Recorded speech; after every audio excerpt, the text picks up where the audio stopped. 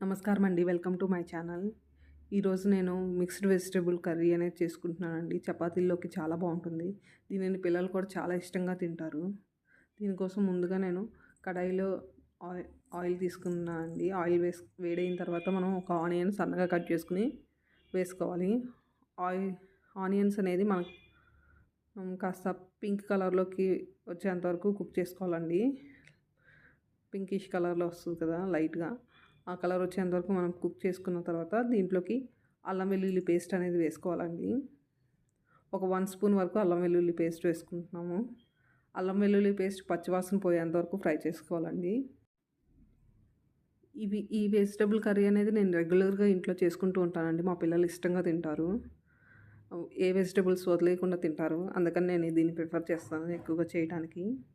దీంట్లోకి మనం పచ్చివాసన పోయిన తర్వాత అల్లం వెల్లుల్లి పేస్ట్ అనేది వెజిటబుల్స్ వేసుకోవాలి. పచ్చి బఠానీ, క్యారెట్, ఇంకా బీన్స్, బంగాళదుంపలు ఇవన్నీ వేసుకుంటున్నానండి. ఎక్కువ మనకి కుక్ అవ్వడానికి టైం ఎక్కువ ఏది పడుతుందో ఆ వెజిటబుల్స్ని మనం ముందుగా వేసేసుకోవాలి.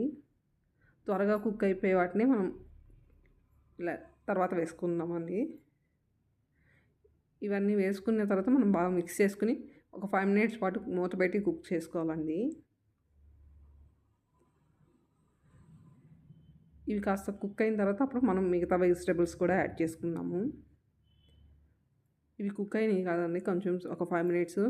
ఇప్పుడు దీంట్లోకి మనం మిగతా వెజిటబుల్స్‌ని యాడ్ చేసుకుందామండి.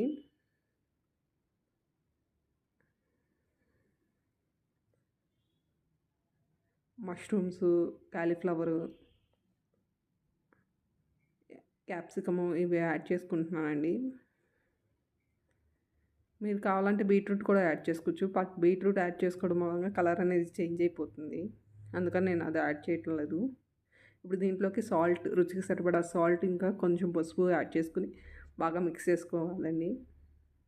బాగా మిక్స్ చేసుకుని మళ్ళీ మూత పెట్టుకుని ఒక 5 మినిట్స్ మళ్ళీ కుక్ చేసుకోవాలండి. ఈ వెజిటబుల్స్ మనకి కంప్లీట్‌గా కుక్ అవ్వనవసరం లేదండి. కొంచెం సేపు కుక్ అయితే సరిపోతుంది. పచ్చివాసన పోయేంత వరకు కుక్ అయితే సరిపోతాయండి. అప్పుడు హెల్తీగా కూడా ఉంటాయి. వెజిటబుల్స్ అన్నీ క్రంచీగాను హెల్త్‌కి కూడా చాలా బావుంటాయి కదా! ఈ విధంగా కొంచెం సేపు కుక్ అయిన తర్వాత మనం వీటిలోకి కారం వేసుకోవాలండి.